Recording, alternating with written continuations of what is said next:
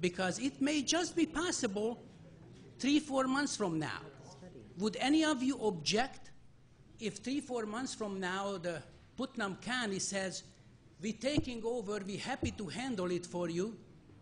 Would you be objecting to eliminate those duplication of efforts? No, Can we get a commitment that if Putnam County will take over, so we have no duplication of services, then you will go along with it?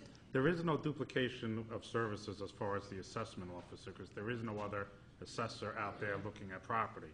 The only assessor there is that does all the different taxing agencies from the county down to the fire district and the school district is our town assessor. What about the receiver, Bob? The receiver, there is someone in the county, and you have the letter, Michael, that says they are not able to do it at this time. And going forward, there is going to be a new administration in Putnam County. We have to see what the new county executive feels, and it is something that is possible. I have no problem with consolidation. I believe in consolidation, as long as it's done responsibly and there's going to be a benefit for us, just like with the consolidation of the town and the village, which the supervisor and Councilman Yee discussed earlier.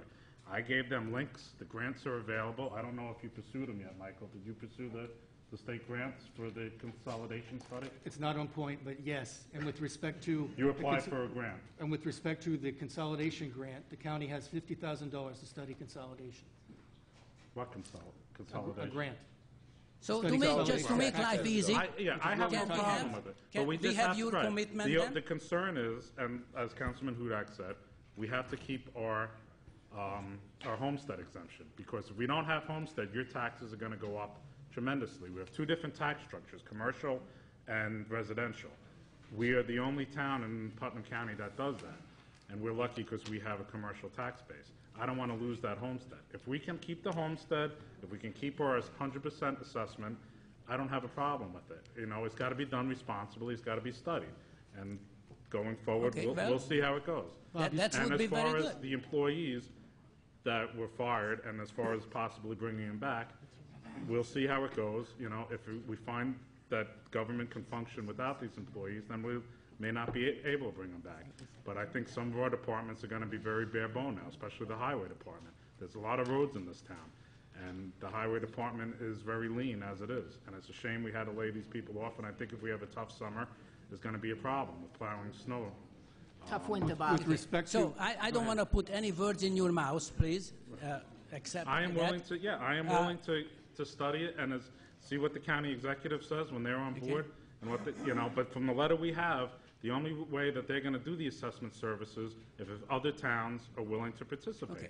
I don't know what the other towns' feelings are about this. The main thing is that, if I'm hearing you correctly, if Putnam County willing to do the tax collection for us, if they're willing to do assessments, then you will not object to that. As long as we keep our homestead in the 100%. As long as you keep your Because not homestead. every town in Putnam County has 100%. I understand. I'm happy with it. So we have your commitment. Thank you very much. Thanks, Bob. And with respect to the homestead exemption issue, that's a specious issue. We have an opinion by an attorney in the New York State Office of Real Property Services, ORPS. His name's Joe Greenberg, if I'm remembering right.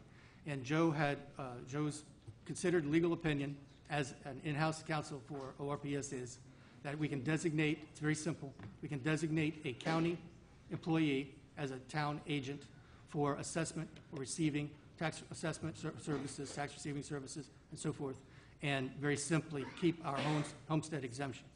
Some folks scared a lot of folks with that, especially seniors and others, and I regret that because that was specious all along. The supervisor is wrong. I will bring that back again and make certain that Liz, everyone sees you don't what have the the truth opinion. is. And you know something? You ignored it? He's wrong. Now you're ignoring it I tonight. did it again, This and gentleman he's has the wrong. floor. So please don't believe that. This gentleman has the floor. Yes, sir. Good evening, Supervisor, Board, Town Board. I have some questions. May I have your name, please? First of all, my name is Paul Weissman, 12 Tamaracks Drive, 105 Brewster, 10509. First of all, those of us who are seniors and on fixed incomes are losing our star this year. So the increase that you put through effectively becomes 20%, not 10%. The second thing that I'd like to address is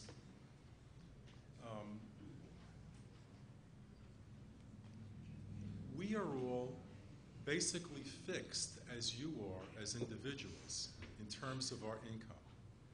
We may be fixed more because many pensions and Social Security have denied even cost of living increases.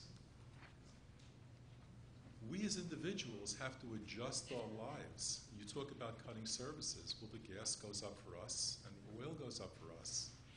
If a snowblower breaks, you have to plow miles and miles of road, but we still have to get out of our houses. If our snowblower breaks, we have to adjust our fixed income to either buy a new one or shovel by hand. We have to adjust our lives completely based on the income that we are making.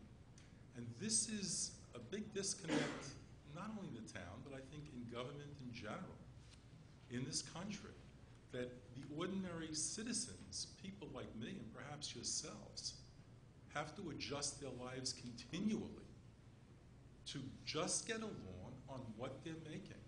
And if we're not going out this month, or if we can't, in my case, if I can't afford to fix the air conditioner this year, then I have a warm house. There's no alternative. You, on the other hand, have the alternative of taking money from us without recourse, because we have no alternative to say to you, no, we can't afford it. You'll say, well, that's too bad. You'll have to tough it out or get rid of your house. Now, I think that government, at every level, but especially this level that I can access, should be made to understand that we're all of us on a fixed budget. And times are tough for all of us. And it's not just losing a fellow or two or four in the town. I agree, it's terrible.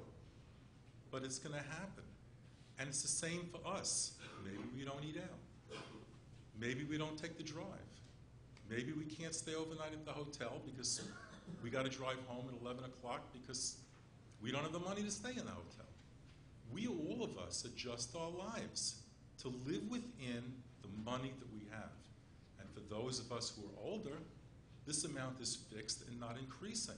So we adjust our lives even further than a fellow who's working and says, well, I can maybe work weekends or maybe do this. We're fixed. We're set. But it seems to me like government just ignores this and says, well, we got to charge more. That's all there is to it. And they'll have to pay more. That's all there is to it. I think before you take this vote, you should think about senior citizens like myself who are on a fixed income, and basically everybody, including yourselves. You might want a new car. You might want new tires. You might just say to yourself, I can't afford them. I'll wait 3 or 4 months and see if I can put them on there. Before you judge what's going on. The second thing, or the third thing now that I'd like to address to the town board is that we're all aware, all of us within the town of Southeast are aware, that there's tremendous friction between the board members. But I do remember way, way back when Dwight got in, something came up with the taping of the town meetings where they reckoned, because he was a video guy, he could tape the meetings and save money, and the rest of the town board at that time said, no, you can't do that, we're going to spend the money anyway. And it just makes me wonder, you know, if this friction is not causing us to pay for the differences in opinion. And, you know, that you should try to remember that that in all institutions, you want to try to have harmony. And if you don't have it, you're never going to accomplish what you want to accomplish. Thank you, sir. Thank you, sir. Thank you, Paul. I would like to speak to the COLA issue. I had, in addition to the property tax freeze between 2010 and 2011 that I had proposed, I had also, for this meeting tonight, proposed a cap on any proposed tax increase to the Federal Consumer Price Index, the CPI. That's around 1.8, 1.9% right now. And that was deleted from the agenda tonight by the majority. So there won't even be a vote on that tonight. Now, that's wrong. Were there other speakers? Yes, sir.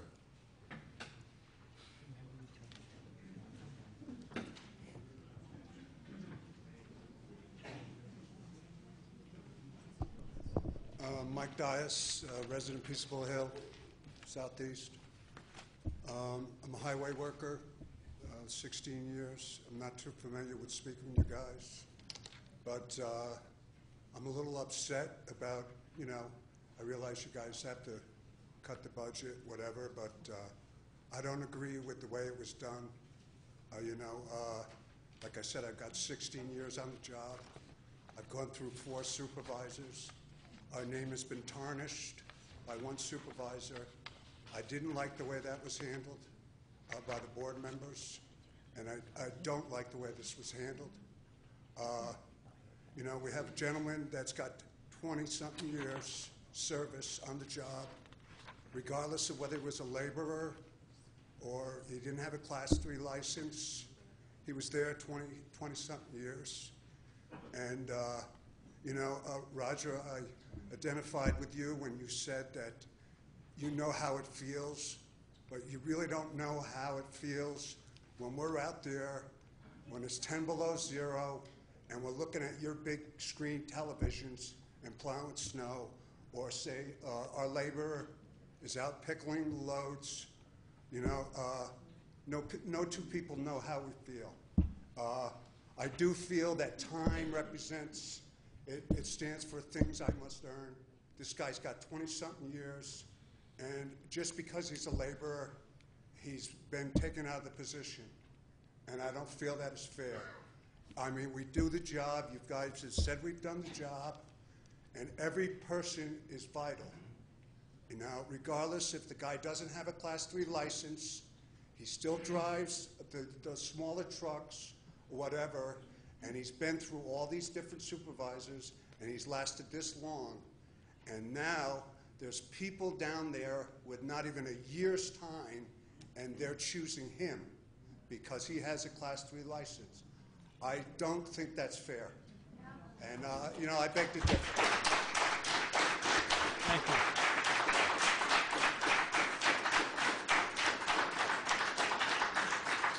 Thank you, Mike. Mike, if I could just answer that, I agree with you, and I was quite shocked to find out that that's the person that have to be laid off. But we complied with the personnel department's orders as far as elimination, because he has a different job title than everyone else. Even though he has all those years of service, we were told he was the person that would have to be laid off from the highway department. It bothered me completely. It wasn't our choice. We didn't target anyone. This is the person we were told. The personnel department is Putnam County office, and they regulate all municipal employees in Putnam County. And they're the ones that tell us who can be laid off and who can't, and it depends on seniority, job title. There's all sorts of criteria. So we followed what they said. We said we needed to lay someone off from the highway department, and they told us this is the person that has to be laid off. It was very painful for Roger and I. If you want to get up and speak, I can't hear people through the back. But that's why it was done. It wasn't personal. Nobody was targeted. It was because that was what personnel said. I would just like to comment also, Mike.